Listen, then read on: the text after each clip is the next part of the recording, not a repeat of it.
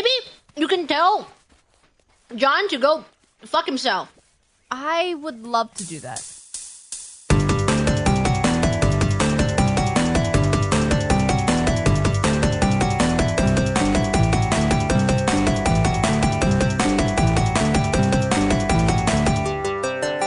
Hello, all you hip cats and hip kittens out there in Sockscast internet land, and welcome to the grooviest media-related podcast since Bell Bottoms. We're about to flood your ears with a tidal wave of wild styles and vibes, so just sit back and ride that wave through episode 168. That's my intro this time. God. That's what I'm going with. Wait, 168? I think we're 178, Polly. Did I say 168? Yeah, you did. That's okay. Awesome. Keep the take. I'm keeping it. Anyway, welcome everybody to Sockscast episode 178. How are y'all doing? I was like, didn't we already have 169? I blew that whole intro, man. Man, that's what happens when you improv shit. You should just write shit down. I didn't notice. Yeah. We could have just barreled through, but John, as he is known to do, just has to ruin everything. So, absolutely. But we're here to talk about the opposite of ruining everything. We're here to talk about something that's coming up very soon. Got to give everybody a reminder, just because this is going to be the last normal episode we do before we do the really big thing, and we want everybody to be involved with the really big thing, do we not? Mm-hmm. All right. Absolutely. It's always really fun. Of course, we are talking about the Sockscast Game of the Year extravaganza. It is the end of the year podcast where we each go over our top 10 games of the year. And the best part, I would argue, is getting those listener lists. And we want as many of them as we can get. And it's very easy to do. All you need to do, think of 3 games that you played this year. They release date does not matter. Never has. If you played, I don't know, the hit arcade game Bosconian from 1982, for instance. If that was a game that you played and really liked this year, get it right on your list. So pick 3 games. Release date does not matter. And then you're going to want to write a little bit about each one, a little bit of a blurb. Try and take it easy on us, because we're going to be reading these out loud for the most part. We're going to be reading so many. A little blurb. So get a blurb for each game. They always give me the longest ones. Yes, we do. Yeah. So I've got that silky smooth reader voice. So should do audiobooks. 3 games. Year of release does not matter. Write a little blurb and then send that list to podcast@socksmakepeoplesexy.net. Rhete, what's that address? podcast@socksmakepeoplesexy.net. And you can also just record a list yourself. Yeah, in MP3 format if you want. That, and we love those. If you would like to send us an audio version of your list, we really love that too. And just keep it under 5 minutes and follow those same guidelines. And once again, send it to podcast@socksmakepeoplesexy.net. And we're going to need those before the end of December 12th, because we are going to be recording those shows December 13th and 14th, and you don't want to get left behind. You may have a little wiggle room or something the morning of, but there is no guarantee. Rhete, do you have a number on how many lists we've received so far? We've only gotten 4 so far, and 2 of them are audio lists. I like that. Killer. That's a good start. I want to see. I'd love a 50-50. That's not gonna happen. It's not gonna happen, but I would love it. So yeah, listeners love our dulcet tones too much. Yeah. When they hear us read their opinions. Yep. I don't blame them. We are the smartest people in podcasting, so who are we to argue with what the fans want? We live to serve. So yeah, we want you to be a part of this great little experience. It's the most fun thing we do every year. The community loves it as well, and a lot of people are going to be hearing it. It's just a big celebration of all the games that people Honestly, play. It's really, really fun. It's just a really good time, and the more friends that participate, the more fun it is. So please feel free. Don't think that your thoughts don't important. Matter, that you didn't play enough games. If you're listening to this, you're a turbo nerd. Like, we are interested for real. In your thoughts. If you played one damn game this year and that's all you want to talk about, just do it. Just do it. Just send us the list. It doesn't, there is no, well, I'd send it if I had anything worth talking about. I've had so many people over the years come up to me after the show and just, well, I would have sent one, but I probably didn't have anything worth talking about. And that always drives me. I did want to talk about X, Y, and Z and X, but, I didn't have to It drives me up a fucking wall anytime somebody comes to me and says that. So don't do that. Just do the thing, and then you did it, and you'll be a part of it, and everybody will celebrate it. All right. You can pause right now and do it. You can just pause right now. Write a sentence blurb for each one. You can be done in 45 seconds, and then it'll feel good. Look, just send us a list of 3 games without blurbs. People do it, and those are Rhete's favorite. Mm-hmm. This isn't like, you don't have to do it if you don't want to. It's just that everybody, I know our community has a lot of people that struggle with executive function. Oh, for sure. And we're here to encourage you to overcome that executive function by taking this first step. And it's arguably a pretty small step. It's just video games. We all love video games. Let's all do the damn thing and talk about video games and celebrate them in a world that is just kind of crashing into hell. At Mach speed, but this is the one time of the year where we can all get together and just enjoy things. Just have some fun. Just have a fun time. To my immediate virtual right, he dressed up as your dad and wore your mom for Halloween. It's Rhete. Oh God, that would have worked. What song lyric is that? That one would have probably worked better if we were recording closer, to Halloween, which is now a month behind it's us. Fine. It's fine. I think we're all kind of jet lagged by a month right now. Yeah. Earlier when we were talking, and we're like, I said it like, oh, there's a whole week left in November, and then it was also like, on the flip side, glass half empty. There's only a week of November left. Yeah. Time. What the fuck did this year go? This is your obligatory segment of the podcast where we continue to remind you that time is fractured in a way that we're never going to repair. I have seen so many, like, where did this year go from people? Yeah. Not even, just everywhere. Yeah, it's been insane, but I feel like it was January. I was thinking about Game of the Year back then, and now we're getting there. We're here. We're here. Next time. Yep. The next time we're together. To my immediate virtual left, if he was a Castlevania enemy, he'd be a flea man. It's John. Hop. I'm hopping everywhere. Can't catch me. Yeah, and it's the most. Oh, you thought you had me. Oh, you got me with the whip, but I've got more than one hit point. Yeah. I'm going to get you. I'm going to get you, and it's level 5 now, so you take a full quarter health bar if I touch you. Oh, John. I got you. Got you again. John Thayer doing 4 HP damage each time. Yep. That's rough. That's rough. You got good tunes going. Yeah, you do. I think that's Wild Child. We love Heart of Fire on this. Wicked Child is the third stage, and I think there's Flea Men there. There's Flea Men there. Yeah. I was thinking of stage 5 because oh god, Wicked Child is so good. Yeah. Wicked Child is like the underappreciated track from Castlevania 1. Yeah. That's one of my favorites. Yeah, I think that one is my favorite. Yeah, I think it might be my favorite. Heart of Fire is really good. Vampire Killer is great. I really like Wicked Child. Yeah. Man, Castlevania 1. Talk about a game of the year. Yeah, that's a good one. That's a good one. I would listen to people talk about that. More people should play Castlevania 1. John hastily rewriting his list. Okay, time to replay Castlevania 1. All right. That's good. It's always a good time to replay Castlevania 1.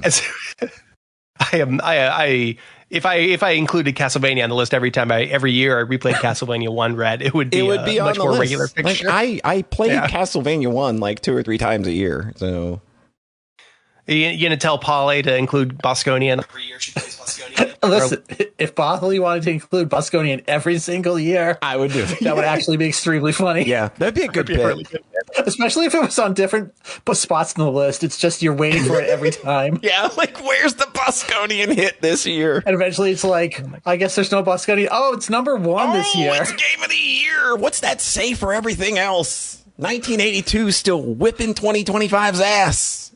1982, good year for gaming. Yeah. All right, so Rhete. Oh, we're starting with me, huh? Get us started. Mm-hmm. Oh God. Okay, I guess I'll just get it started. I wanted some head empty games this period. Let's go. Love me a good head empty game. I started red bimboification art. Oh my god. I feel I have these once in a while. You know, sometimes you just need to not think. Because I started the visual novel series whose name I can't pronounce, to Mask of Deception. Utaware Rumino. Oh my god. Utaware We got Rumino. Fuomoko over here. That syncs perfectly on my side. Fuomoko Rumino. Now you'd play that in a heartbeat. Oh god, and he would remember it would. too. He could say it too. Oh, there's twins in the new one too, but I haven't gotten to them. God. Yeah, I played a couple hours of that. Was like, this is good. I'm maybe a little hesitant on diving into the full 2-game back-to-back. It's a big journey. Novel. I've been intimidated. The third one is really long, apparently. Mm-hmm. So I was like, hey, let's maybe play some head empty games. But then I was also watching the Nier Automata anime, and I was right about to finish that up, and they went, hey, what if we just tell you everything that happened in the first game that you haven't finished yet? And I'm like, oh no. Why would you do that? I guess that's in the... I mean, they kind of did do it in the game. Yeah, It felt like the anime... It felt like the anime version was going into much more explicit detail, so I bailed out on an episode a few minutes in. I was like, oh no, I know too much now. Fuck.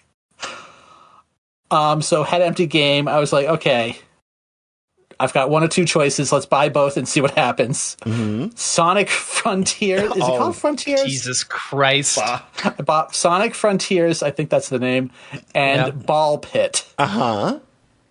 Ball God Pit damn, is the Rhete. new Vampire Survivors but it's also mixed with like Ball Breaker stuff, Arkanoid. Mm-hmm. So I played 20 minutes of that, was like, this is pretty fun.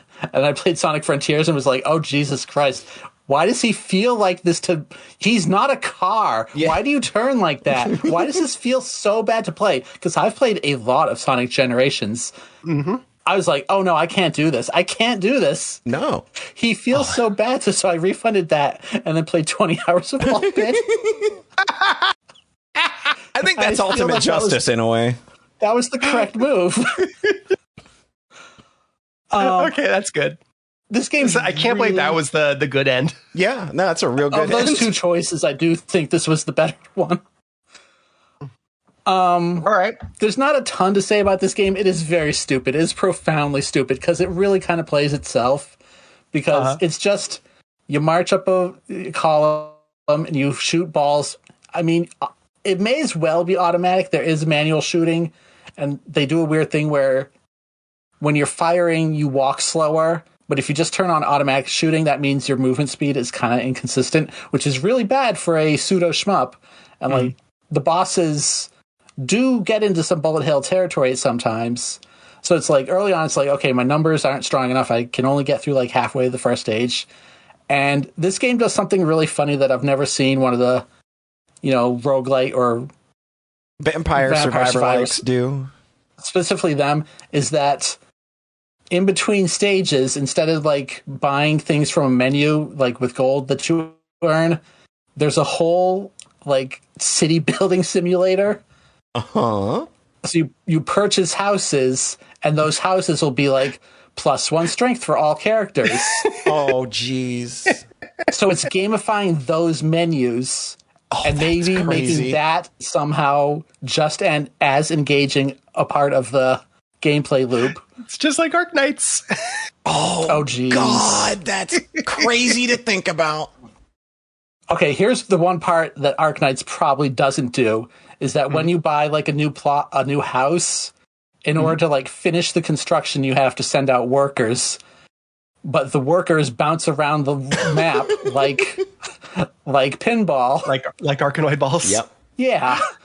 So you send them out to farm and they just bounce around the area. So you have to plan out how your houses are lined up in order to have them get hit. And you can pick everything up and move it between rounds. So it's not like you're locked in, but it's just so silly.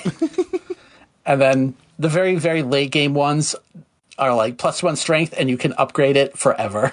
So it gets into a little bit of exponential growth. Yeah, there you go. It's the game that never fully ends, but it's like your growth is kind of linear, but the New Game Pluses get very, very crazy. Like if you're on New Game Plus 22, probably, I don't think anybody's actually gotten that far.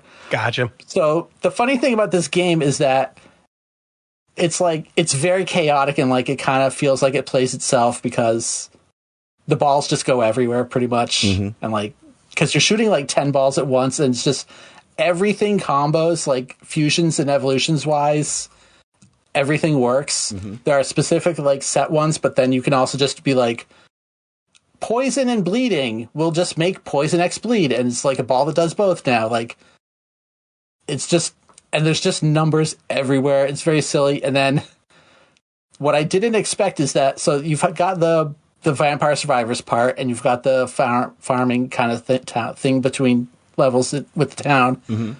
The game gradually becomes an idler the further you get. Yeah, this is the stuff that I've probably seen wild ass videos of, where it's just like, okay, now you've reached the Vampire Survivor part of the game. Oh no, I mean literally though. Like, not even just that you can AFK and play and just leave it go, let it go on its own.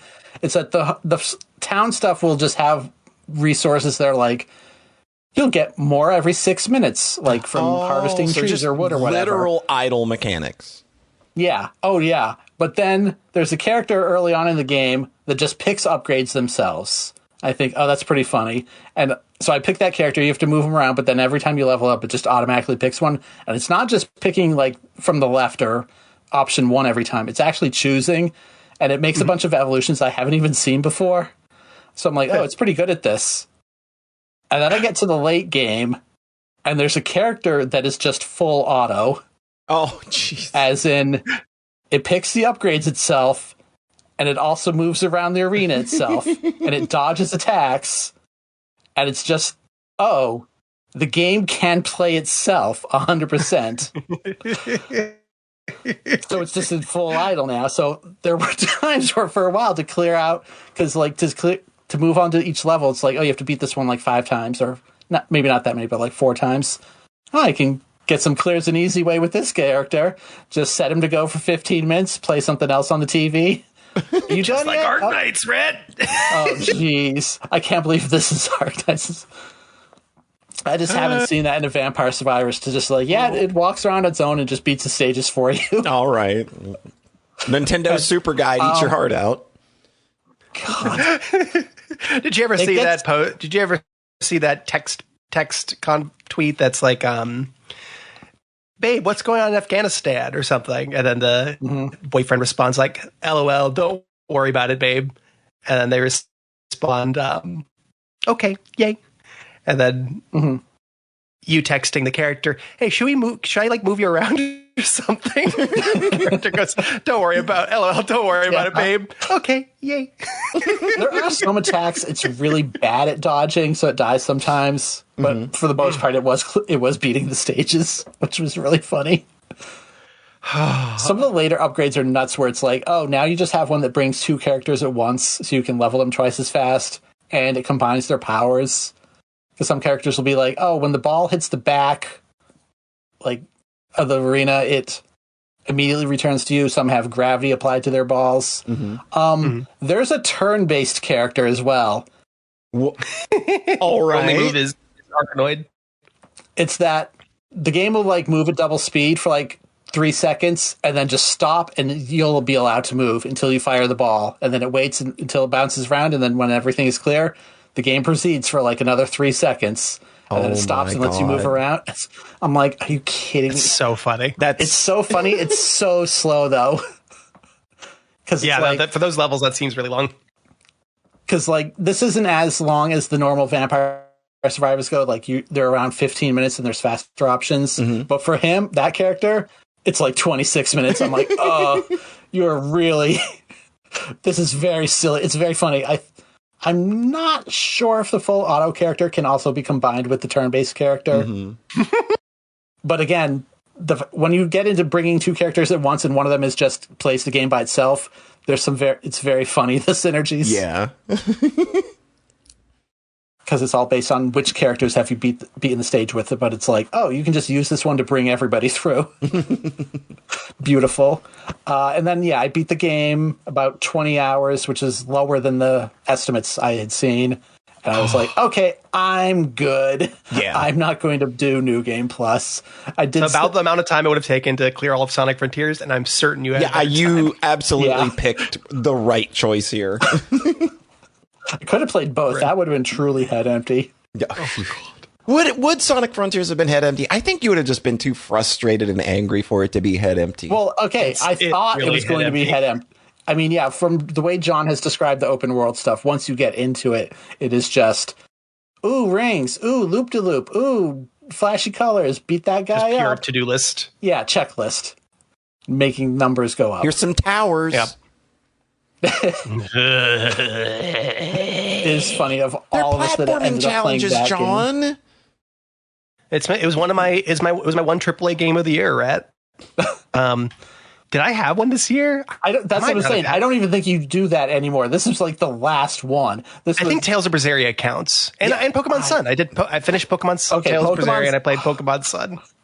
Pokemon is such a weird one to call AAA when it really is when you consider those production values. It's especially really when this hard. is a 3DS one that John played. Oh, okay. Where it's also like a decade old. They're less than 10 years old. Tales of Berseria and Pokemon Sun. They're big studio games on major consoles that are less than 10 years old. That's AAA. I did the what's it called? I did the thing. Yep. AAA is so stupid because my definition is like, oh no, Japan like doesn't count. The budgets are not as nearly as insane as the Western unless stuff. you're talking like Squaresoft or something. Then... Yeah, I would say like Final Fantasy 16 would count. I mean, absolutely. There's like $100 million in that game. I had like a second. I had like a 1 week window where I almost bought Final Fantasy 16. And I remembered how just looking at that game makes me bored. I remember playing Final Fantasy 15, and then I was like, "Why do this looks like it's bad in all of the exact same ways?" Except maybe apparently it's bad in very different ways. I mean, the fighting looks very different, and I think I would maybe have an okay time with it. But the story, everything about the story and setting feels like it irked me the same ways. Same ways. Mm-hmm.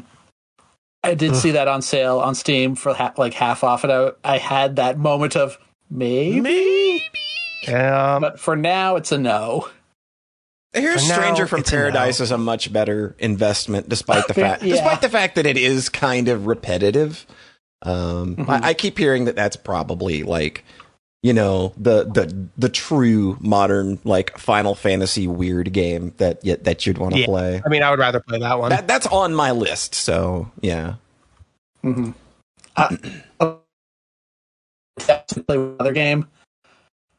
So I bought a Nintendo Switch couple months ago. And the thing about having new hardware is that you do want to use it. Yeah. It's like that new shiny toy, and you're like, well, I may have not been interested in this game, but everyone's talking about it. The social media impressions are really good.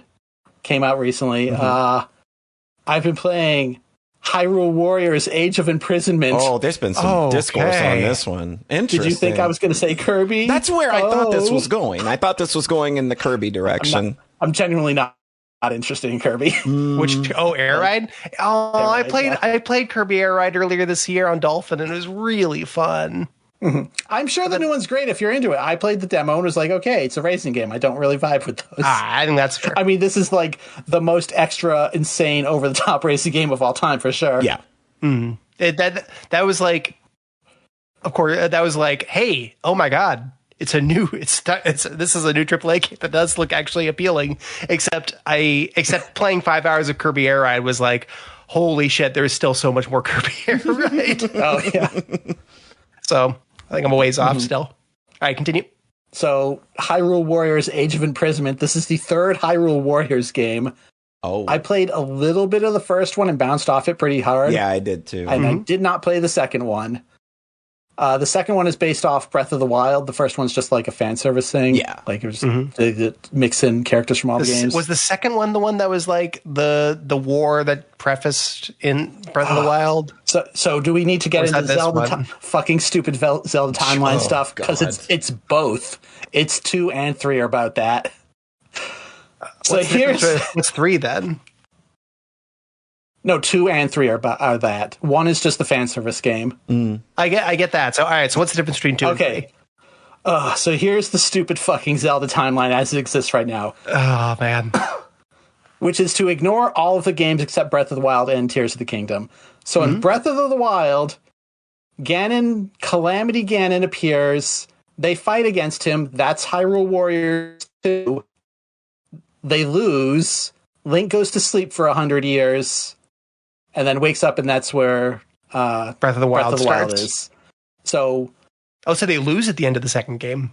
Yeah, because he has to go to sleep for 100 years. Yeah. So I bet that's really cool. Well, that's not the one I played though. That's the game I have zero context for because I haven't actually played it. And then Tears of the Kingdom comes out and basically ignores everything that happened in Breath of the Wild. And there's a big mystery. These games are so fucking ridiculous because there's a different Ganon in this one. Oh, jeez. You know how with the Zelda stuff, it's usually the first game is like the very traditional Link versus Ganon Triforce stuff. And then the second game always kind of spins it. You got Majora's Mask. You have the Game Boy one. You have Zelda 2. Like, the second game doesn't just do the same story again. Right.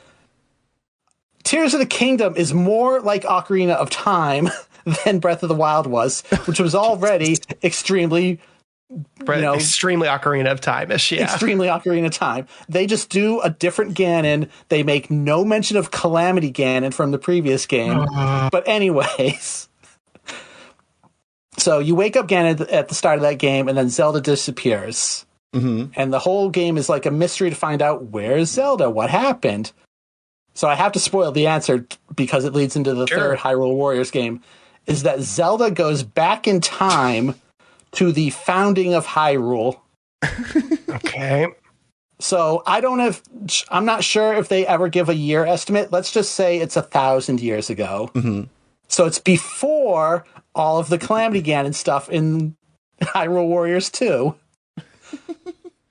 And then this game, so in Tears of the Kingdom, you never actually play as Zelda. You get a bunch of cutscenes of her in the past dealing with things, and then Ganon rises to power, and also, he wins at the end. and you may have thought, hey, this is a great opportunity to have playable Zelda, and they don't do it. But this is that game, finally. That's why I was interested, because Link's not in this one. The main character is Zelda and like the King of Hyrule. Who's did that twice. Finally, girls. They did that twice in like 2 different games. Girls can be the hero, finally. It's so funny, too, because the story they're telling tonally does not match with the Hyrule Warriors gameplay or like just this Dynasty Warrior stuff. It's like, they're very self-serious. It's very like handled like, this is a grim war we're dealing with. And then you go into combat and you're just doing combos and like hundreds of moblins are flying through the air. Just armies that are in the scale of thousands because you're like 100 KO, 200 KO like a minute later. Like you rip through the fodder enemies in this like nothing. Lawnmower simulator. There you go. But then it goes to cutscene and they're just like, oh, we're overwhelmed. There's nothing we can do. Retreat. It's just like, dude, you are like fucking gods on the battlefield right now. 2 seconds ago. You've literally mowed down 100 moblins in 16 seconds. How are we having problems? It's weird because like, there's the fodder enemies and then there will be like the big generals that take like a minute to kill. Yeah. And sometimes they look very, very similar. Like, oh, that dude has armor on, and he's like 20% bigger. He's going to take like 100 times the firepower to bring down. So the gameplay is fun. I have warmed up to it a bit.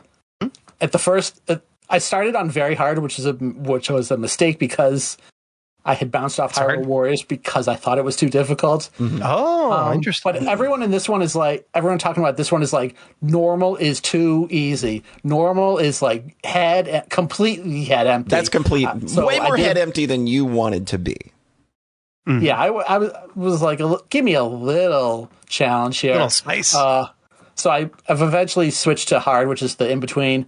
The thing about hard is that they're really, really restrictive on healing. You at the start of the game, you get 3 heals, like 3 rations that don't even full heal you for the entire mission. When some of these missions are taking like 20 minutes, it's a little dicey. So that is fun. I do feel like I really have to like prioritize not getting hit because you just don't have the backup and like having to utilize your whole party. Interesting. Because story-wise, it's funny because they use a lot of the cutscenes from Tears of the Kingdom for the first half, and then the war starts. It's like all new stuff, and they integrate that really well. But I think story-wise, like, yeah, it's a war.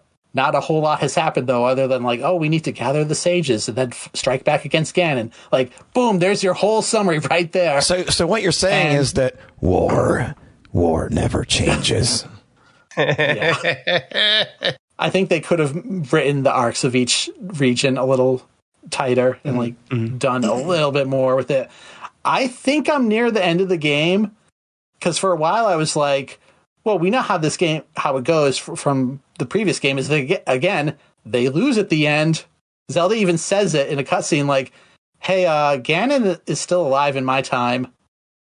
I don't think this is going to go well for us. This doesn't really change original Zelda's fate. No. Yeah. So I'm still unsure if there's going to be like a second half of the game where you're playing as like kind of the random.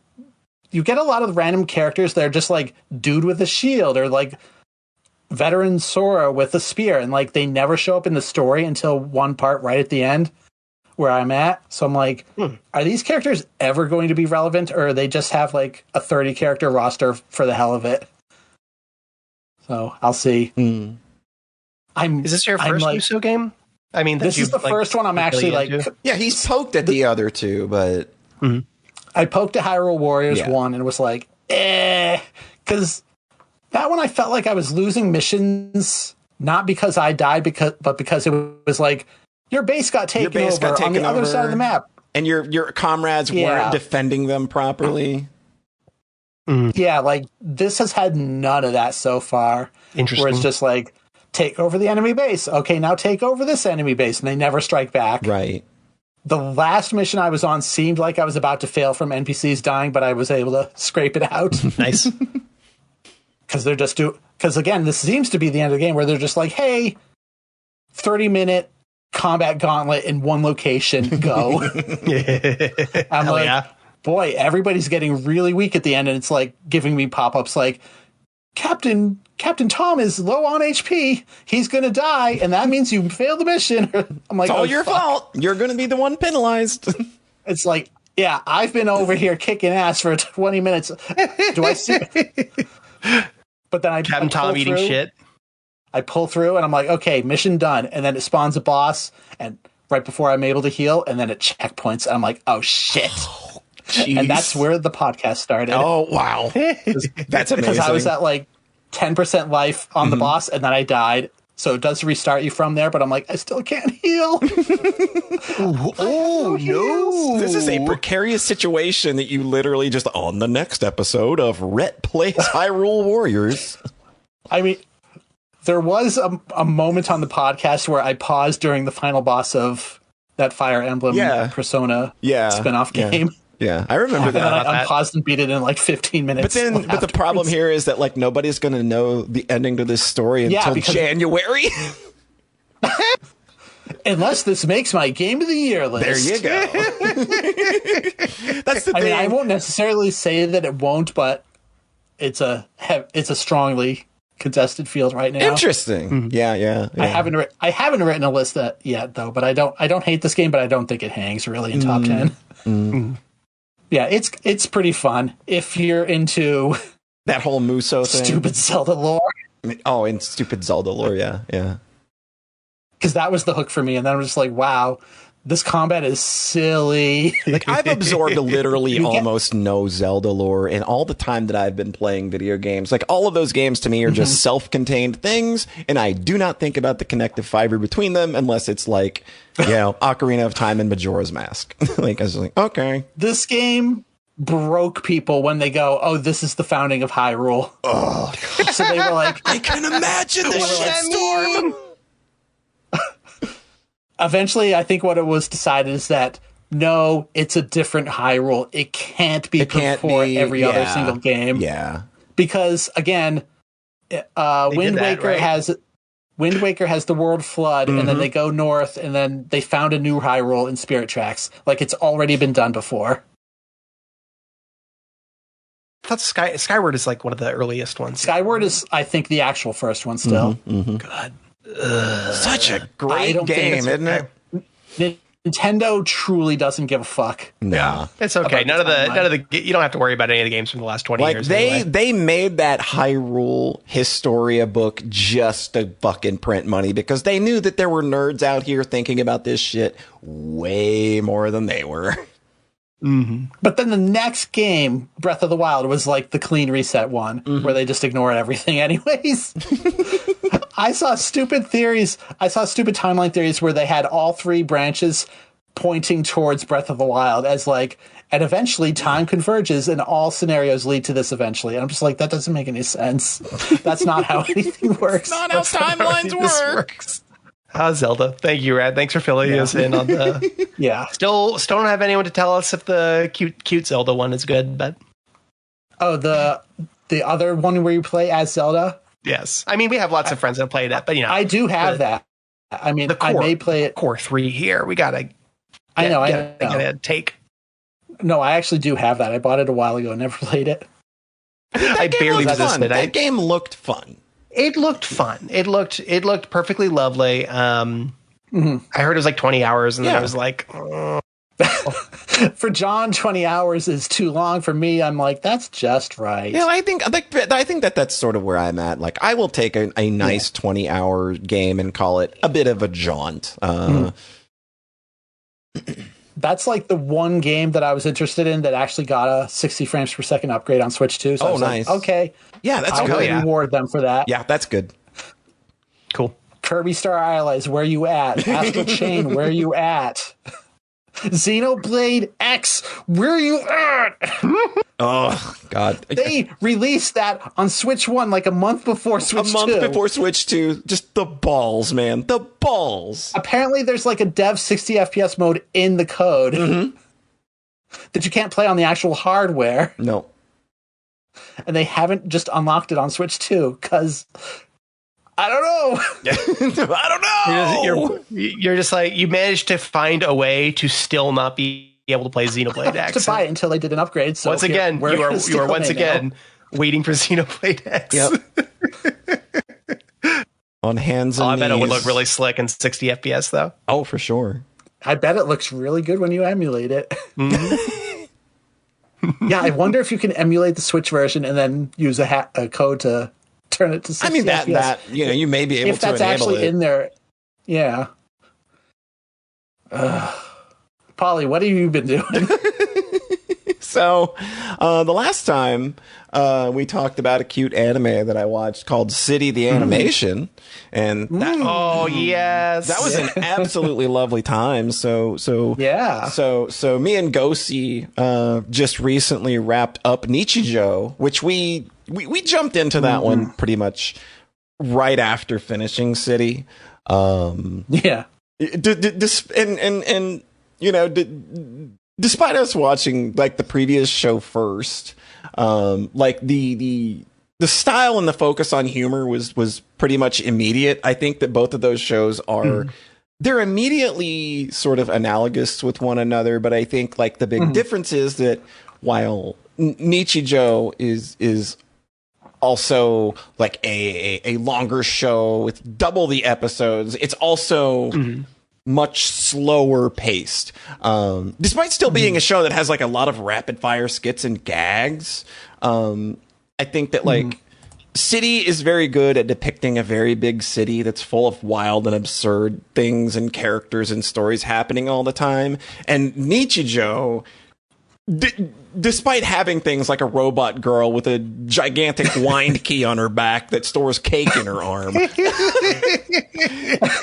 I think Nichijou is cool and cute in ways because it feels more grounded and quiet. It's a show where, like, it's hard to explain because it's very much in the same style of City, where it's almost a show about nothing, but it is about something. Like it's very character driven. I think that, like, there's not like an overarching plot that carries the whole show. It's just everybody has plots going on at the same time, and it's a show where it's just impossible to not like love every character.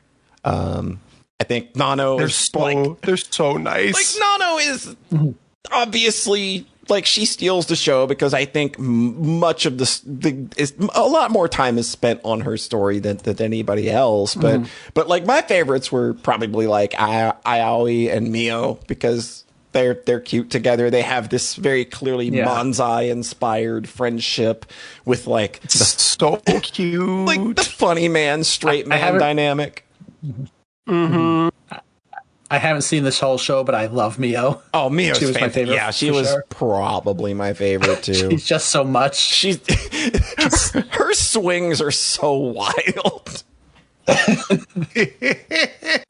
And but this is one of those shows again where it's all the yaoi jokes. Oh god, the yaoi jokes are so good. And they go so far with them, and like her trying to like not let that secret get out, like losing one page of her manga and trying to keep, basically beating up an entire city to keep it from getting out.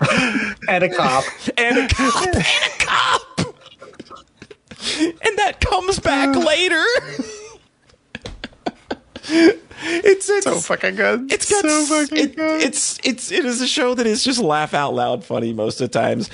I think that my favorite part of this show though is just how unbelievably sweet it is without ever coming off as sweet, like saccharine or unearned. It never really feels like that. Its big emotional moments are all pretty quiet and warm. City does this too, but it's in contrast to a show that's very high tempo and loud all the time. Whereas in Nichijou, when these little heartfelt moments occur, they just kind of feel like a deeper part of the fabric of what this show's kind of putting out there already. Like that read. Yeah. And like my favorite moment was like this girl gets her heart broken. And like her friends like want to do something for her, and obviously you think if it's an anime, they're gonna like do a big party and try to cheer her up, but all it ends up being like they just kind of end up giving her a slip of paper that's like a friendship forever coupon, and it just that little moment just touched me. And then there's so many great moments with Nano and like what they're doing with her because she's a robot girl and she just wants to be a normal girl. And the way that she starts getting like ingrained with the rest of the cast, it's just so sweet and warm and gives you the warm fuzzies. In a world where we need a whole lot of warm fuzzies, I think Nichijou is just like a nice little hug that gives you that nice little boost of energy. This is a show that's real good to watch in like two episodes at a time. Yeah, this is not a show you marathon. It's very similar to City, I think, where I would watch one episode of that at a time, whereas with this one, me and Ghosty watched it 2 episodes at a time, and hey, it lasted longer too. So that was good. So. In the end, I think it's really nice. I really, really, really enjoyed Nichijou. Yeah, in the end, I think I do like Nichijou more than City, but that's not saying City's bad, even though the internet would say that. So, like, I like Nichijou, so you hate City, huh? They're both so beautifully animated in different ways. God, they really are. Whereas City's like production values are off the charts and they're just doing the most absolutely absurd shit. There's just a different vibe to how Nichijou is handling that stuff that I think just overall it's a show that feels maybe a little more together.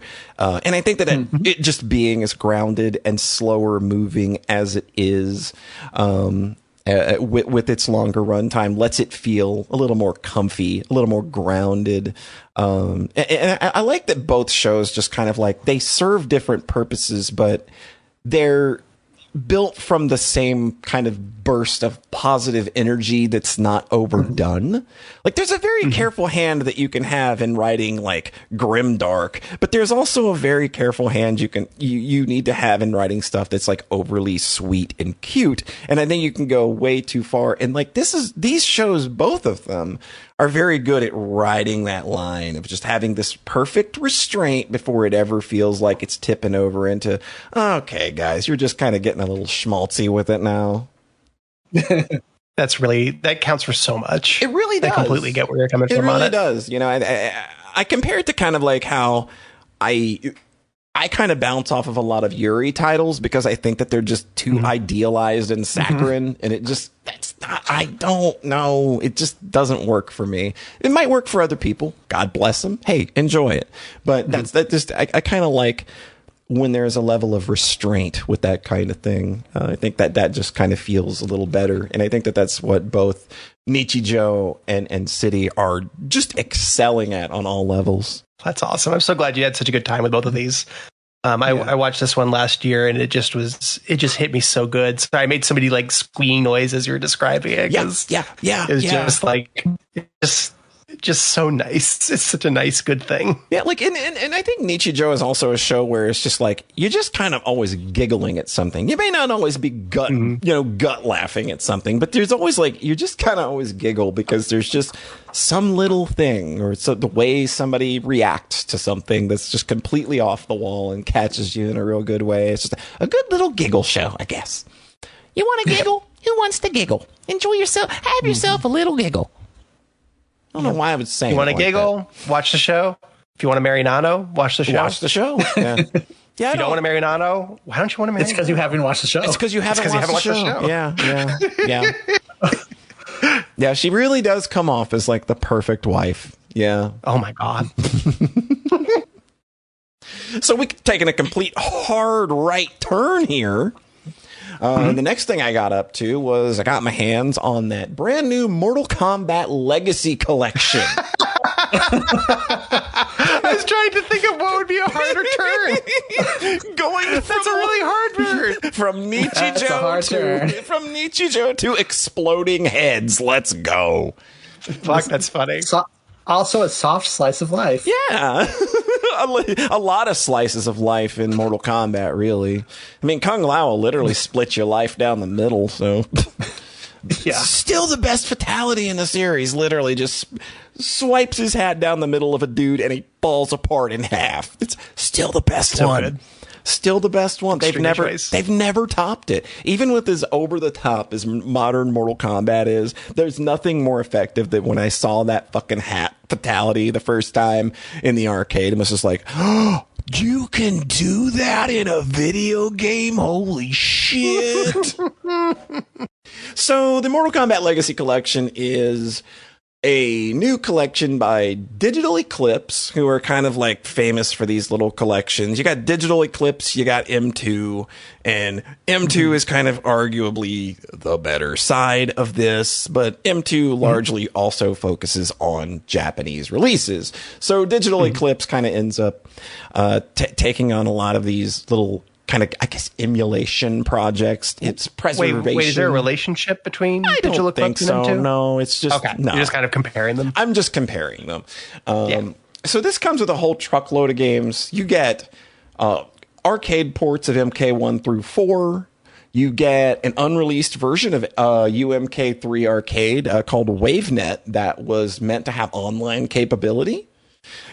You get a not entirely complete collection of home ports across the SNES, Genesis, Game Boy, Game Gear.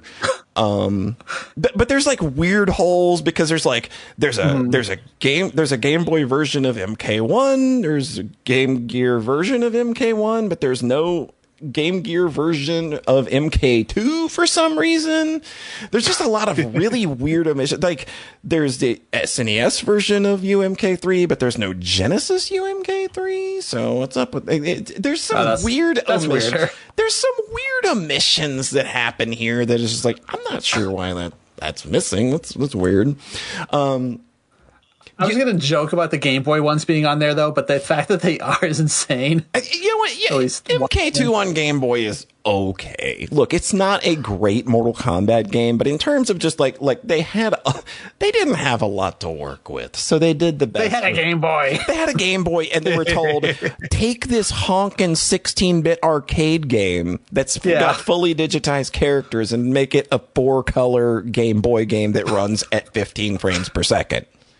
Oh my god. Extremely funny. But you also get the both MK Mythologies games on PS1, Sub-Zero and Special Forces. I still think that Sub-Zero is an interesting game. I don't think it's good. I think that it is a very interesting thing to have played through. And also I want to give them props for including like probably the most literal trash fire game I've ever played, Mortal Kombat Advance. If you have not played Mortal Kombat Advance, you have to try it. It is a remarkable piece of shit. Like, it is impressive. I know that we always joke about like, how did this get released? MK Advance literally feels like a proof of concept that isn't proving anything other than that we can make Mortal Kombat pictures appear on the goddamn Game Boy Advance. Because so it's not a port? It's not a port. It is a completely rebuilt thing that barely functions on any scale. It is so bad. I think I looked at footage of this before. You have to play it. You cannot just look. You can't just look at it. You can't feel it. Like I said, there is a remarkable level of shitty. It is so crazy how that got released in the state that it was in. So I love hearing your Mortal Kombat journeys because you are so deep on this series. Exactly. I'm big. Like, I'm the one they're aiming these at. So, I've got a lot of history with early Mortal Kombat. So, good. And the big deal with a package like this is, of course, the quality of the emulation. And we're also talking like a huge swath of systems and emulators. So this is going to be like trying to juggle all of that. This is like something like 27 games or something like that across all these different platforms and arcade emulation. Like, and I'll just say, if you want to get in and enjoy some like good bloody fun and rip some heads off and whatnot, you're going to have a good time. Like, everything's playable. Everything's playable. If you are an MK purist, or you are anyone that's even slightly sensitive to things like input lag, you'll feel it. Like, I'm an early MK diehard, and I do notice the input lag, but I've still had a good bit of fun with the games. I think that like the important thing is they're still presented well. They still feel mostly right. Digital Eclipse, to their credit, they are working more on, they are still applying patches to try and fix this stuff, but the game's still launched with like the most bare bones online functionality that you can have. You literally can't, you can only fight against randos. There's no lobbies, there's no tournaments. It's really rough. It does have rollback netcode, but again, like when you're also dealing with like input lag at the emulator level, and you factor in input lag from playing over the internet, maybe you're not going to get the best results with the online package here. And it wasn't really much of a concern for me anyway. So yeah, like you got a good big bucket of games here that are all decently emulated, and I think that is. At face value, it's fine. Like, you get 27 games. The collection's like 45 or $50. I can't remember.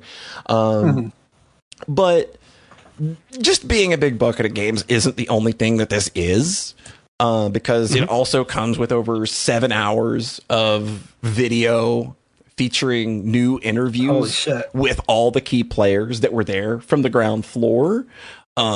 And along with that, you get a lot of like design documents and scans and arcade flyers. There's like raw footage of actors in costume doing their moves and being digitized in real time. And like Ed Boon and John Tobias on set, like directing them. And you see how they split those actions into individual frames on this big ass computer they have.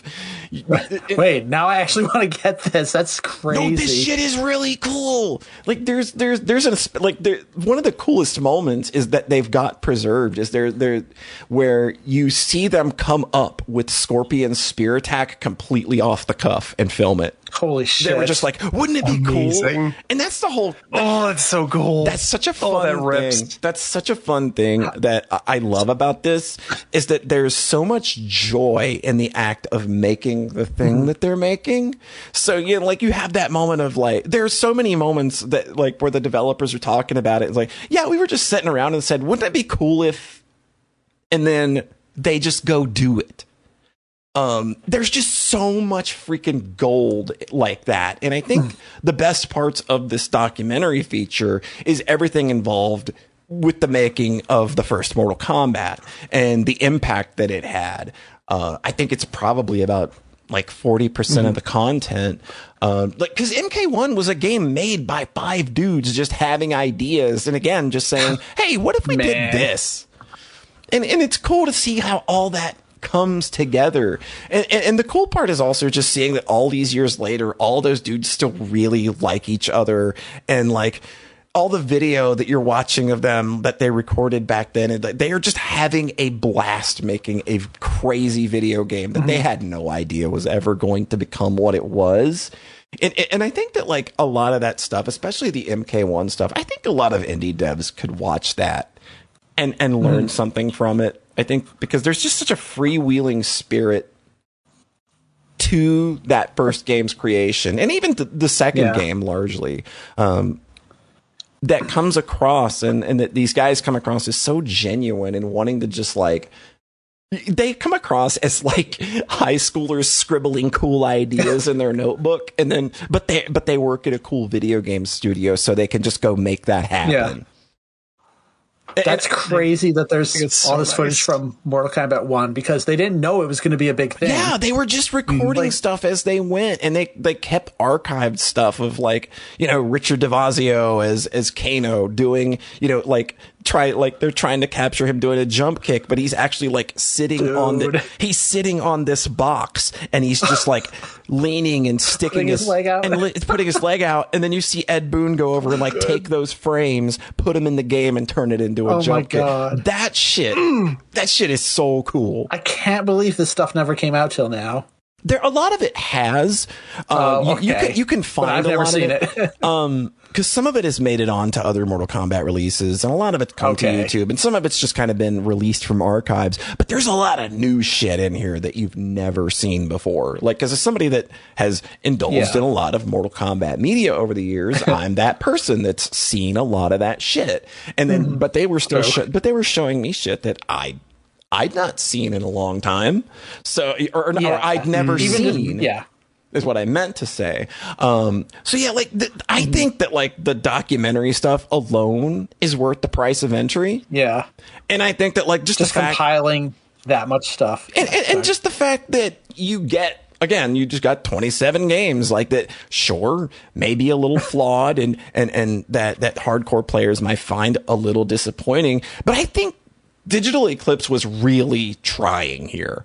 And I think the documentary. Hardcore players also have plenty of other options. Yeah. You're already on what's it called? Net. What's the net play option that everybody uses for MAME? Fightcade.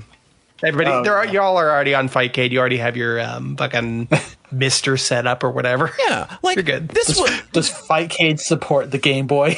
Yes, I think it does. Actually, it probably does. But like most of us that like have these games or are used to playing them on things like MAME or stuff where the emulation is a lot tighter. Like I'll probably stick to that, but in terms of like a collection that I think is really shooting for the stars here and trying some act of preservation, some act of archival, and clearly has a lot of love for the material. This isn't just like a pump and dump like compilation where we threw some emulators on and that's all you get. Because there's obviously a lot of those out there.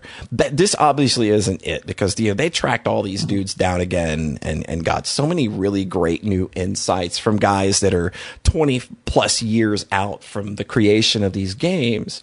And I think that like that stuff, like you don't go grab that stuff if all you're just looking to do is, if all you're doing is just looking to cash out on the name. So I got to give props to Digital Eclipse. Even if it's flawed in the ways it is, I would still give them money for it, just because I think that there's a lot here beyond just the games. And if you don't really mind the little problems that come up with these games sometimes while you're playing them, you're still gonna have a good time, because guess what? Mortal Kombat's still really fun. Mortal Kombat still rips. Your head off. Position of the pod. So cool. Yeah, I always love hearing you talk about Mortal Kombat, because it's just obviously it's something I like, and something I care about a bit. And then you've just been plugged in on this world your whole life. And like I have this investment and have this knowledge. I was there when MK1 and 2 hit arcades, and MK3, I was really big into my local scene playing Mortal Kombat 2 for a long time. And yeah.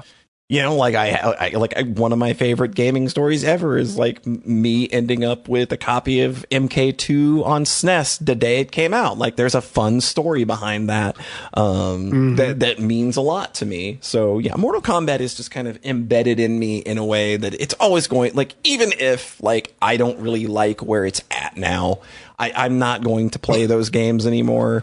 I still have these games over here that I think are just a wonderful point in time, and I think that they still hold up. There's a reason that people still play UMK3 online competitively, because there's still meat there. It's not Street Fighter. It's not trying to be. It's its own unique and fun thing that I think that has had the impact it has, because I think that the spirit behind it just comes through in what they did in those, especially those first 3 games, of just dudes wanting to make cool shit and just like, just always asking, what if we, and then doing it. So that's all I've been up to. It's just crazy that in the 90s, 5 Guys made this game and then upended Street Fighter for a while. Yeah, that's kind of crazy. Like, the whole industry kind of at the time, because it was so focused on arcades. Like, the whole port of MK1 being this huge controversy. Because Genesis had the blood. Yeah.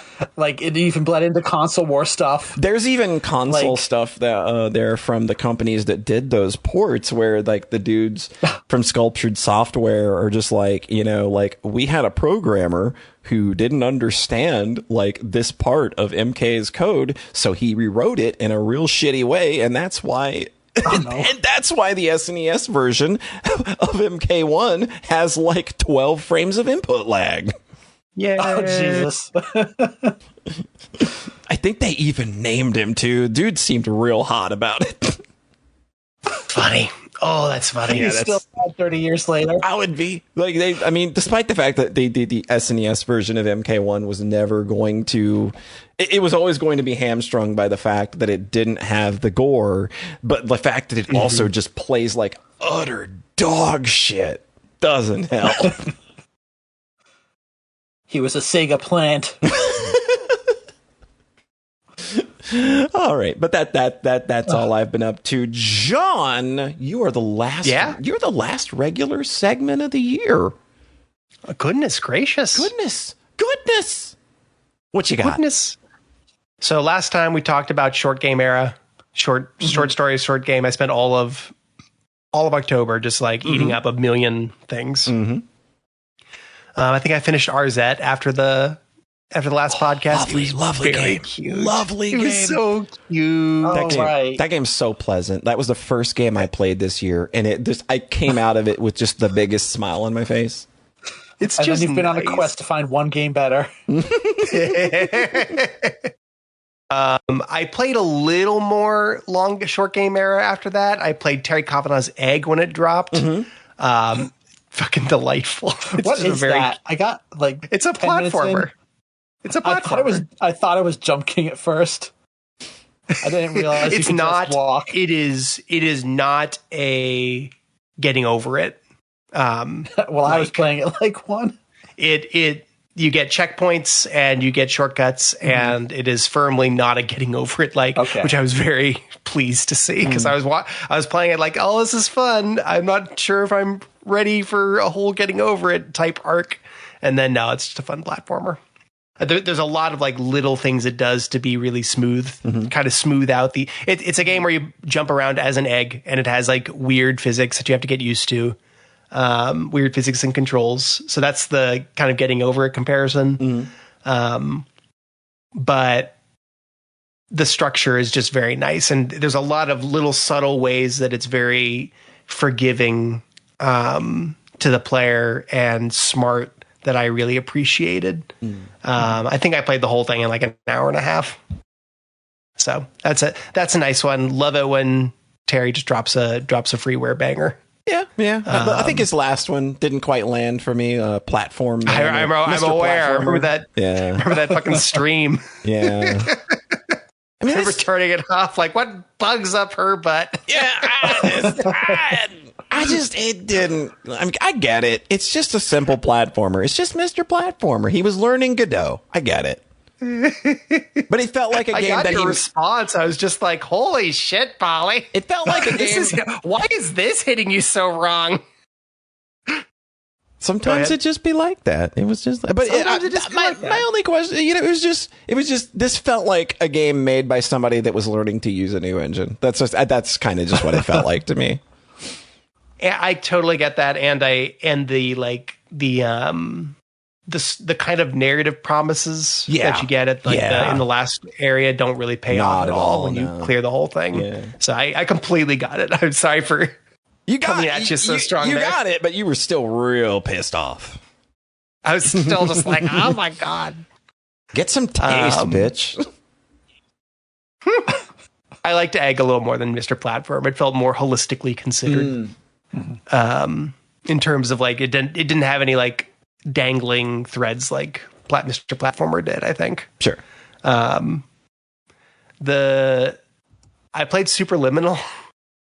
Oh, yeah. I know this one. Yeah. Wait. Oh no, John. John didn't mention this on like Blue Sky or anything. Brad, I didn't like Superliminal. I'm sorry. That almost made my top 10 the year it came out. Or the year I played man. Oh my God. This game's so fucking. No. This game's so up its own ass, Rat. I'm sorry. The story bit, like I cried at the end. You cried at the end?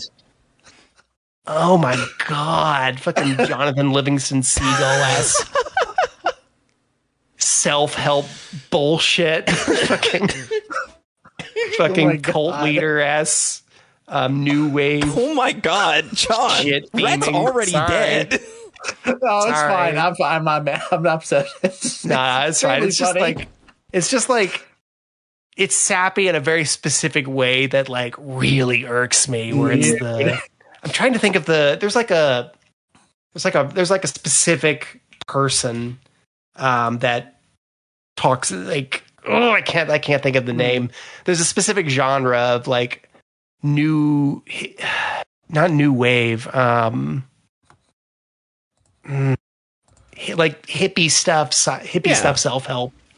That really grinds my gears. Yeah. So the ending really got to me. Besides that, I just feel like this is like Antechamber. I feel like everyone played Antechamber and was like, the illusion stuff is cool. But really, this is just like a block puzzle game. Yeah. Right? Yeah. Like you get the block shooting gun, and then you can do a bunch of block puzzles, and the illusion stuff is generally kind of secondary to that. Superliminal like goes all in on the illusion stuff, but then doesn't really have puzzles or mechanics. You're just kind of like walking through these like cool effects, and they're all experience. Microphone, like Yeah, your microphone shit out there for a second. Sorry. They're all really cool. It's a cool effect. It was a cool experience. It's short enough too that you really can't feel bad about engaging with it, especially when every space is so like handcrafted and love done. Right. But yeah, just really, really, really irked me. Grinding my gears. dang. And that just about put a damper on short game era. I did play. Oh my god, Rhete, you almost killed an era. I didn't recommend this at all. John just found this one. I started Saga Frontier route afterwards. Jesus Christ. Played it to the end, had a fucking great time. Saga Frontier rips. Of course, that makes Amelia's sense. route. That makes sense. Played Amelia's route. I was going to say John went from like out of the dish into the frying pan or something. Well, it only takes like 5 days, especially on the remaster version where you get the double speed battles. A route is a quick little nice little supper of RPG. Yeah, trying to spark attacks remaster. not so bad when you got 2x speed. No, and besides, you don't. I have never like tried to force sparking attacks. I just go with. I've rolled with what I get, and I've never had any problems. Sure. I've cleared 4 of the routes now. Nice. I do tend to grind in the biolab for like an hour. The biolab is the route. grind spot in that game.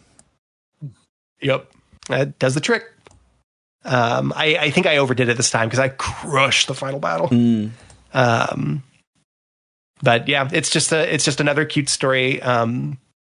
I just really like Saga Frontier. I feel like if you approach it as like I'm going to sit and play all 7 routes in a row, I think the amount of repetition and common content between the routes is going to be way too taxing.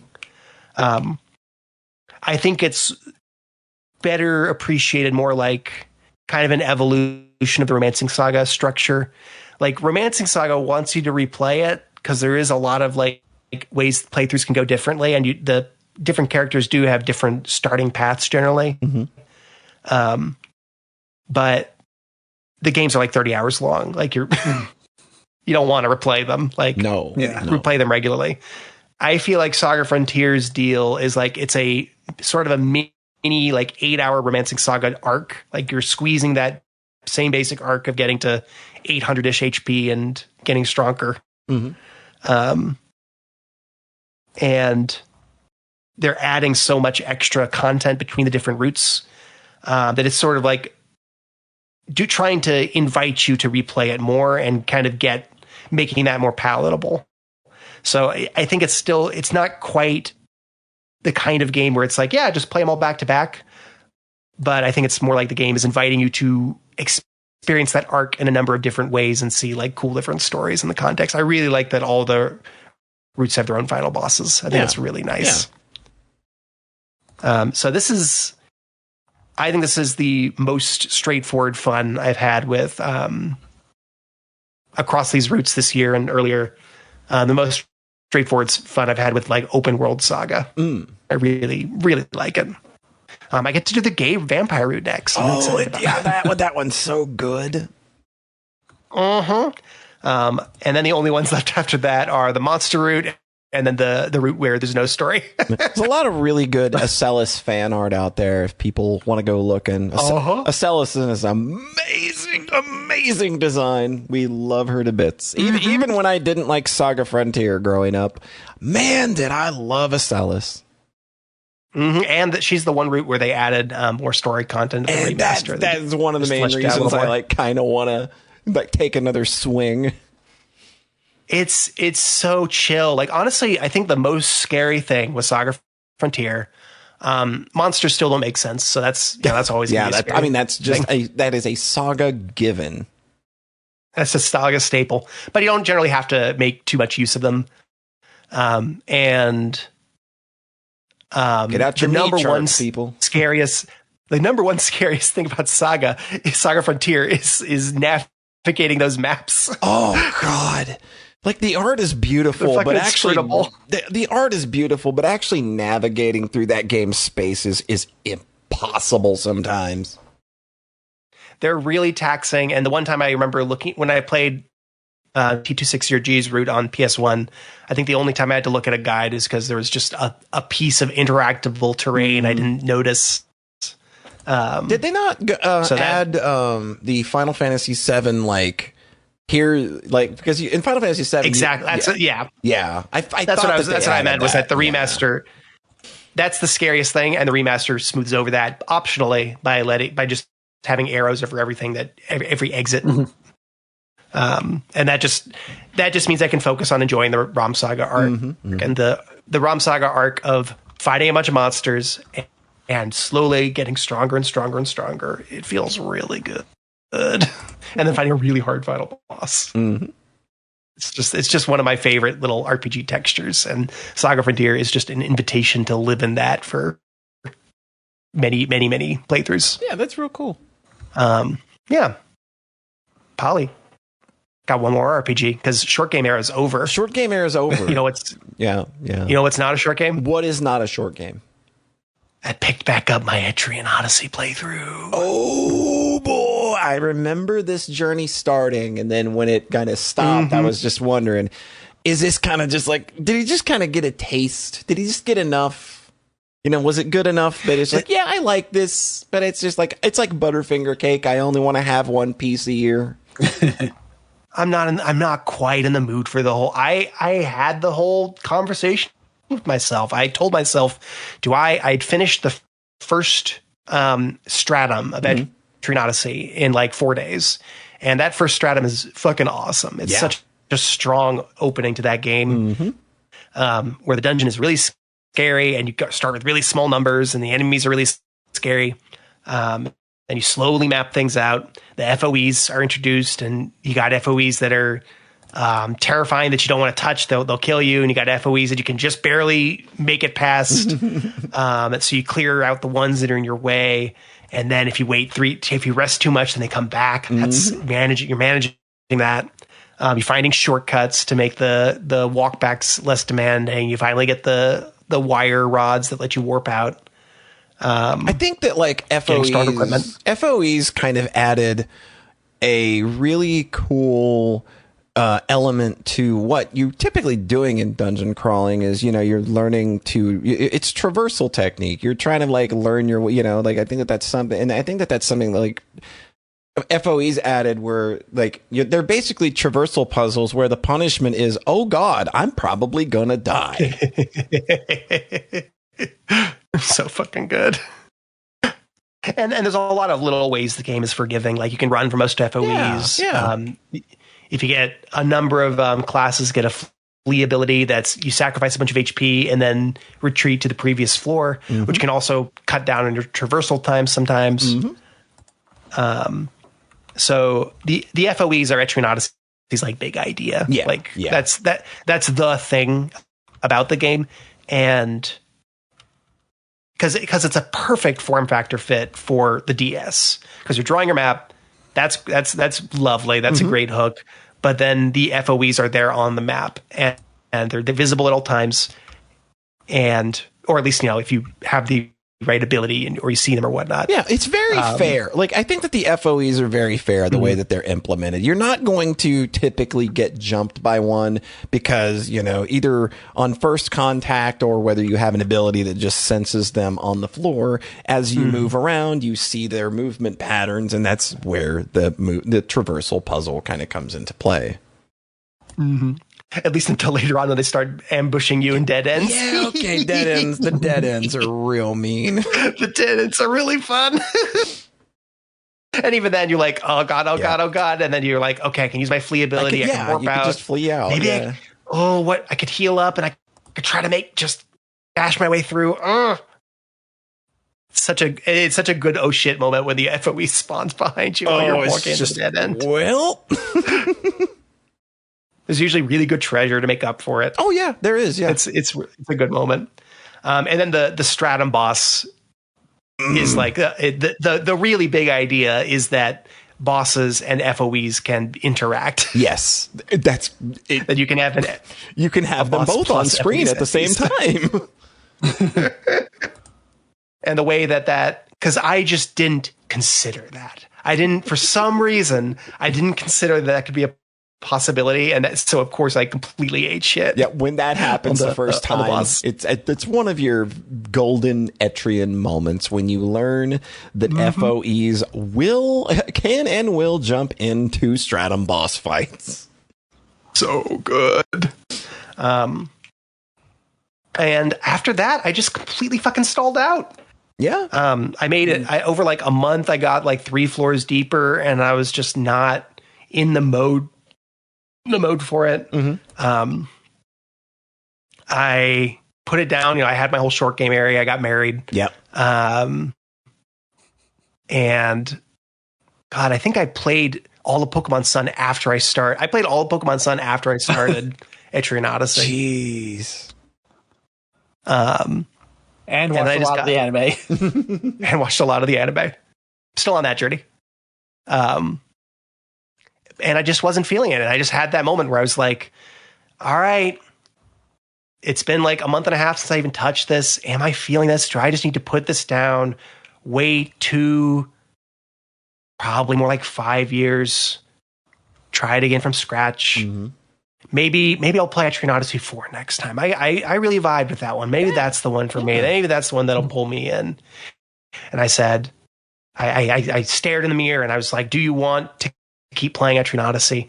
I was like, no, I don't. No. And then I woke up the next day and then I pulled out the DS and I started playing Etrian Odyssey. And I was like, this is exactly right. This is exactly what I want. Polyed the shit out of that game.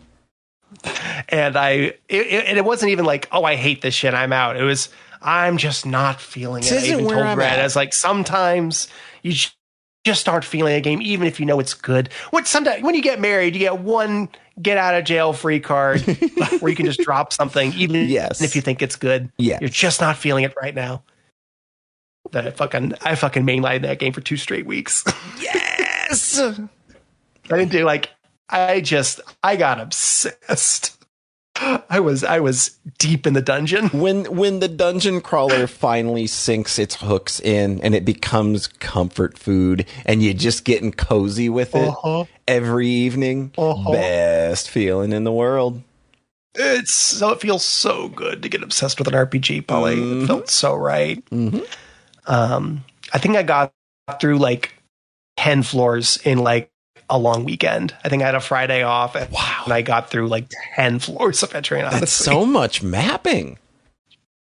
I got to one floor with one-way tile floors because the 4th stratum is where the tiling puzzles get mean. You have Pokemon sliding tiles and the in-game map is not equipped to let you map those out. No, it's not. So I pulled out graph paper. Yes. Dungeon crawler's best friend. I got to the boss of Stratum 4, which was the other Stratum boss that incorporates the FOEs in a really, really cool way. The theming of the the 4th Stratum is also crazy because you're just there's this whole society that is organized against trying to stop you, and you are plowing for deeper and deeper and deeper as their resistance escalates and escalates, and as you get like the most weird esoteric mapping puzzles in the game. Like there's a maze of one-way hidden doors. Oh God, I know what. Oh God, yeah. Feel that one in my blood. None of it is too overwhelming. No, it is enough to push it, and you just kind of put you on the back foot, like, oh man. There's one floor that's just like the entire map is one big open space, and I found the exit almost immediately, and then I was like, do I want to map out the rest of the floor? That's like 300, 400 tiles or something. It's like, I've got a lawnmower my way across this entire fucking map and fill in all those blue squares. like, I always need to grind a little bit before the stratum bosses. I'll just do that now. So I got to, so the whole fourth stratum was just this ordeal. And I got to the boss and I cleared out a bunch of the surrounding FOEs. I finally fought the boss and it just destroyed me, even with clearing out that previous area. It just wrecked my shit. And I was just like, oh. And it was a full 3 hours. It was like one long evening between fighting that boss for the first time and then successfully clearing the fourth stratum. Because the boss was really hard, I needed to get stronger, because I needed to make some changes to my build, and because of the way that the FOE puzzle is shaped. Yeah. In a certain way meant that I had to approach things very differently, and it was very demanding. So I feel like that's kind of my big observation with the game, is I feel like the fourth stratum is kind of the real climax. Oh yeah, for sure. The fifth stratum felt like they give you the big reveal, the big story reveal, like right off the bat. They have the big like set piece boss at the start of the stratum, right there. And then you just kind of map it out for 3 more hours, and then the last boss is pretty like it's cool, it's cute, but it's only one form, and I beat it on my first try. Yeah, it's surprisingly easy. I think there's an argument that it might have been better to hold off on the big reveal and maybe that other big set piece boss until closer to the end. Yeah. But it basically worked for me as like I had this amazing RPG climax, and then I had this wind down of like, okay, I have proven my resolve to see the mystery through to the end, and now I just need to actually see it through. Yeah. So it still worked for me. I still left it very satisfied. I could see it irking someone who's like really hyped for like a big epic like Strange Journey finale or whatnot. Yeah, that's not what you're getting. No. Nah.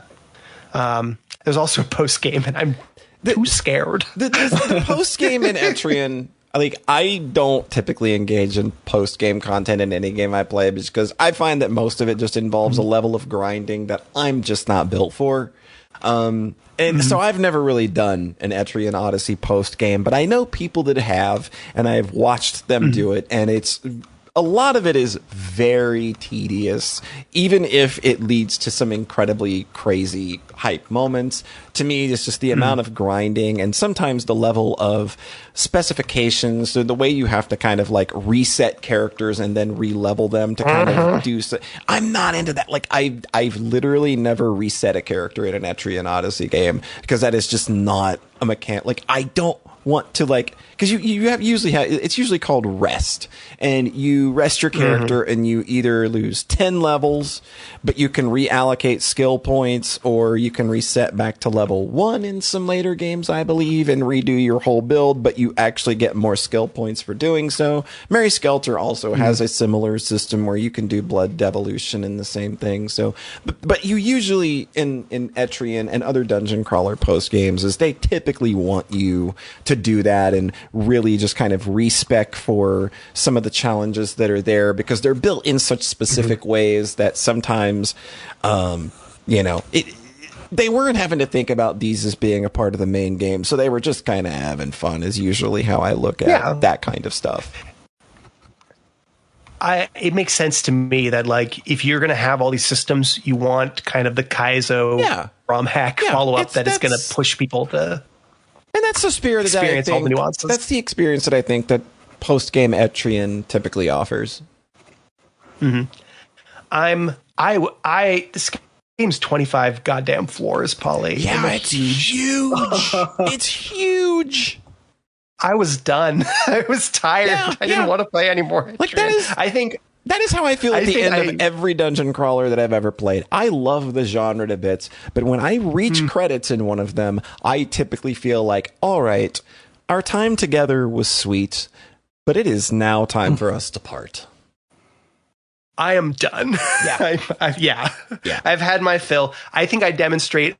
I'm trying to grow my stamina for RPGs, because there's so many like experiences that require like kind of approaching the games with more patience, and not being quite as like, maybe not being driven like, because I grew up like Chrono Trigger, like that's that was my benchmark, that was my like baseline, was 20-hour crazy roller coaster game where everything is happening every second. That is the antithesis of most RPG and dungeon crawler experiences.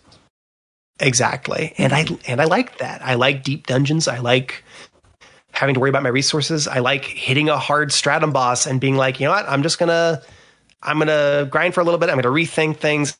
I'm gonna come at it from a different angle. I'm gonna buy these items, and then I see my plan through, and it works, and it feels great. That's always the best feeling in a dungeon crawler. It's such a good feeling, because I think with dungeon crawlers, and I think the thing that makes a lot of people wary of playing them, especially games like Etrian, where you're making hard commits every time you spend a skill point.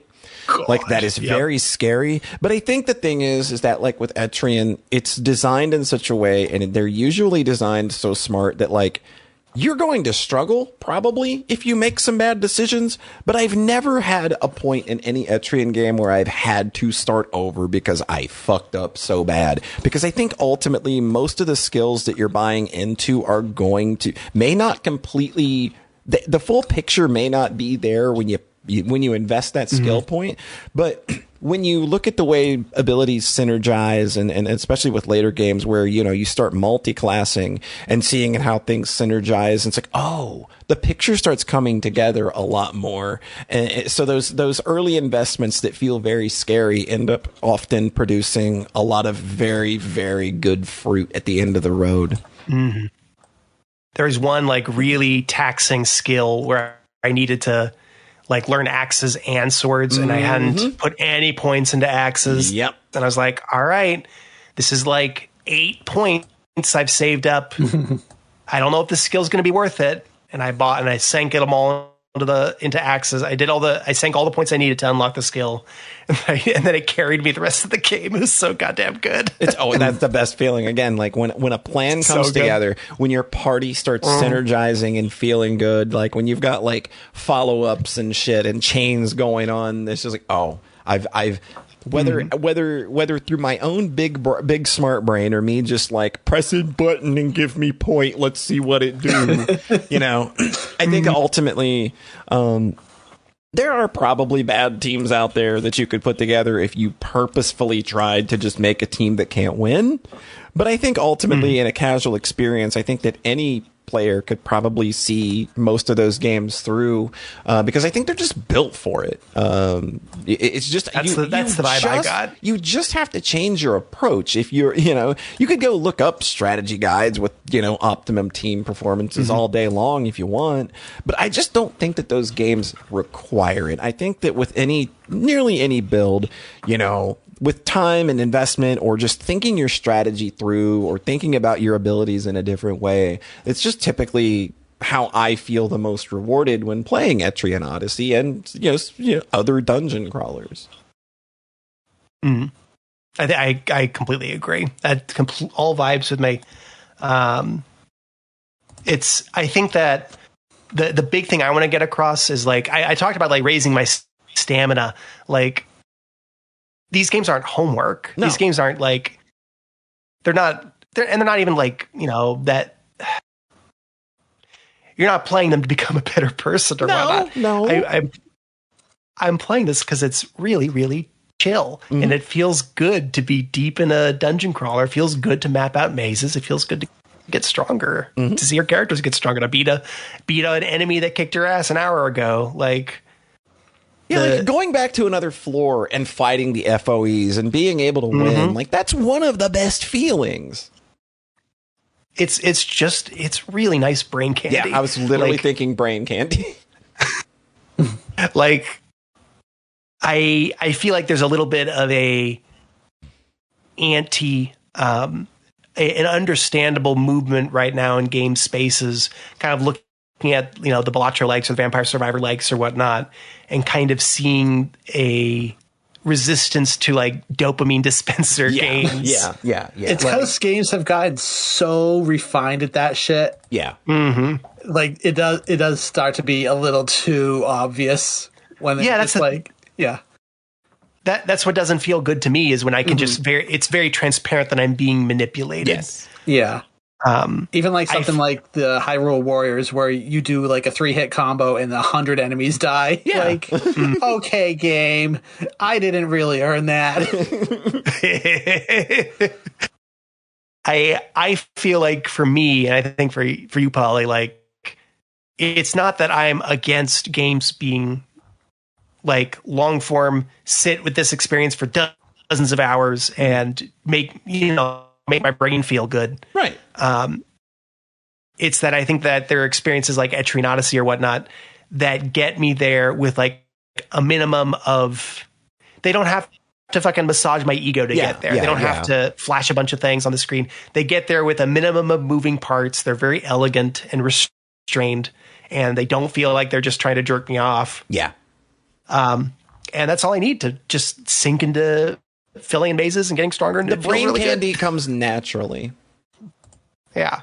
I think it's the same. I think like arcade games you get a similar thing from like old school dungeon crawlers and old school arcade games. Yeah. They are really nice brain candy because they're not cloying about it. Yeah. That's absolutely it. Mm-hmm. I had one more like kind of related game. I'm running long already. I can talk about it next time. Okay. You want to talk about it in January? Or I could talk about it now if y'all aren't too tired. Are you going to finish this game or not? Etrian Odyssey? Questron? Oh yeah. No. I'm finishing it like tomorrow. Oh, I thought this was the one you dropped. No, I dropped it in a night. So I've been wanting to play. I'm going to breeze through this because I'm running long. Mm-hmm.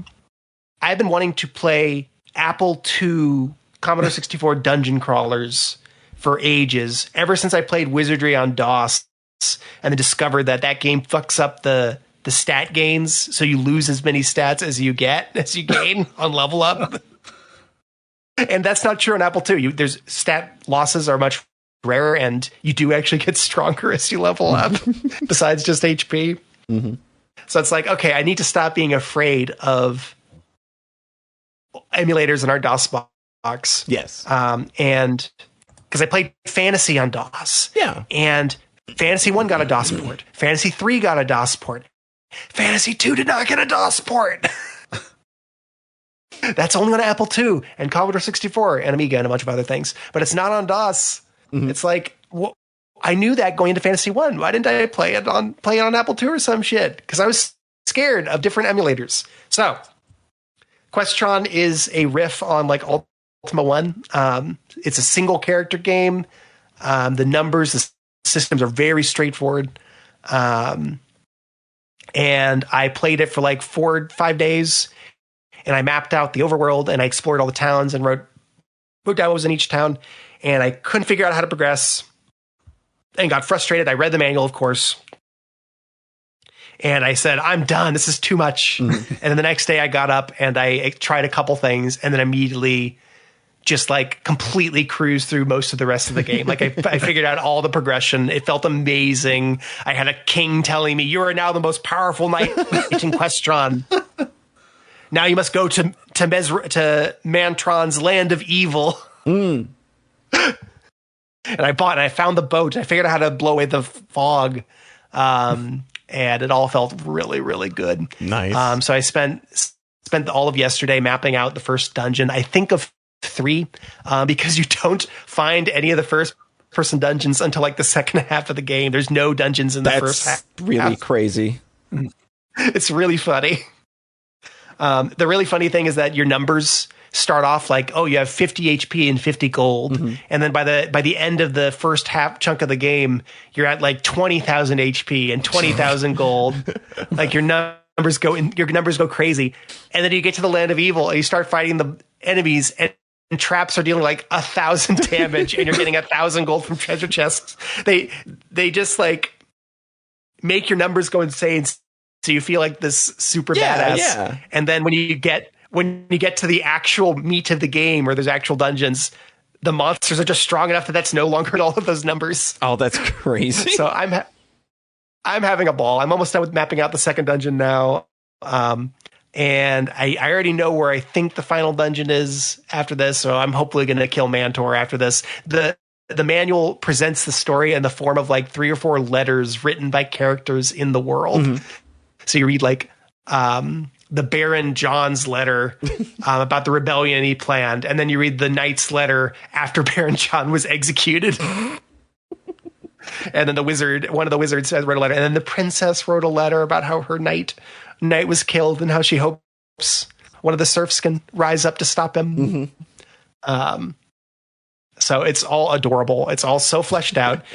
It's crazy for 84. I mean, Ultima 3 was already crazy for 83. Mm-hmm. But this is humbler than Ultima 3. But it's also smaller in scope, so I feel like it's less overwhelming. Right. Like 3 8-floor dungeons that take like 2 hours each is less scary than 10 8-floor dungeons that take like 2 hours each. Yeah, for real. Especially when they're like, unlike Etrian Odyssey or a more modern game, they're pretty empty in this era. Mm-hmm. You're just kind of mapping out the maze and fighting you're just doing a maze and finding boxes. And, yeah. That's fine. This was the first 5 years of PC RPGs being a thing. This is pretty good for the infancy of computer gaming. It's pretty good for the infancy for computer gaming. It's like crazier than Dragon Warrior in a lot of ways. It's certainly crazier than like Draga or for sure. Yeah. Dragon Slayer or Hydlide, which were its Japanese PC counterparts or PC Arcade. So I'm having a ball. I have so many other like Apple II era games that I would really like to sink my teeth into. I've got Bard's Tale, I've got Mind Magic. But those games are a lot bigger. They're really long. Mm-hmm. But if I'm strong enough to finish Etrian Odyssey, maybe I can get into... the goal isn't, I need to beat these big challenges. It's, I want to get in my nice, warm RPG flow state with Mind Magic. Because I think I can get there. I don't think I need... I think that they were doing it already back then. It's not as like clean as Etrian Odyssey, but a lot of it is there. So I'm really excited to continue that journey. I haven't touched a CRPG in over a year. Very cool. So I'm excited. Next time we're talking, it's Game of the Year. Yeah, the next time we're on a podcast. Oh boy. Yeah. Also, I would like to give a special acknowledgement to the recent passing of a Rebecca Heinemann as well. Absolute legend in game development. She made so many ports possible and did some absolutely amazing things. And if you've never heard her tell the story of having to port Doom to 3DO, you absolutely need to watch it. You need to go to YouTube and watch that right now. It is the wildest roller coaster of one person having to create a miracle in a mere 10 weeks with nothing. It's absolutely insane. It's such a story. Big salute to her. She was an absolute legend, and she was just incredibly charming. Like, I loved listening her to just talk about anything, really. So, yeah, big special acknowledgement to an absolute great. We lost a great one on this one. So absolutely, and she worked on a bunch of the Bard's Tale games. Really. I listened to her talk about 3 specifically, like the whole story there. Yeah. So. Yeah, just there's a lot of great shit out there. A lot of her time in the game industry is chronicled in her own words, and I think that it is all so cool. Yeah, just go look up the Burger Time with Becky videos. They're so good. I rewatched so many of those over the last week since her passing, just to kind of look what we lost. It's so tragic and so unfortunate. But it looks like we have arrived at the end of another Sockscast, and as mentioned, the next time we talk, we'll be doing Game of the Year. And of course, I want to remind you that you can be a part of that. Pick you 3 games. Release year does not matter. Write a blurb about each and send it to podcast@socksmakepeoplesexy.net. Follow those same guidelines, and you can also send it to us in audio form. It'd be great if you did that. Just keep it under 5 minutes and we'll be good. So, you were about to say video? I was about to say video, and even though we do have a video component to our podcast now, because I do post these on, for the YouTube sickos out there that listen to podcasts on YouTube for some reason. YouTube exclusive. You get to see there the you go. There you go. Do the one person that sent in a video list. There's your YouTube exclusive. I would not. If somebody do that. Actually does we have to now? Yeah, we do. Somebody's going to be a jackass and do it now. We've made it. We've manifested this, unfortunately. So, but yes, next time we're together, it'll be Game of the Year. Those episodes will be going up on probably December 24th and 25th, as per usual. So you got a nice little, bit of game celebration along with, celebrating Santa giving you presents or whatever that holiday is about. There's something in there. Chocolate bunnies, something. I don't know, dude. I don't have time to pay attention to all this shit. The world's dying, and that's all I can think about now. John Thayer, where can the folks at home find you? Farawaytimes.com. And Rhete. I'm going to be busy writing my Game of the Year list. Yeah, going to be doing that. That's going to be my next couple weeks, I imagine. I've had emptied. I have not actually thought about the order yet. Not at all, huh? Maybe a little bit. Maybe a little bit. You just kind of sneaking in. You get bored at work sometimes. You just, what else you going to think about? You don't have infinite Hollow Live videos to listen to, do you? You probably do, actually. They put about 100 hours of content an hour, so yeah. Kind of is infinite. Yeah, I guess. Well, then, you can find me at our Discord. That's where I'm hanging mostly right now.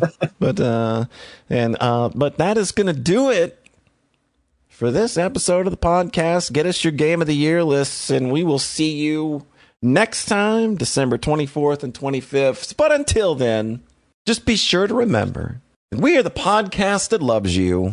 We are the only ones that love you.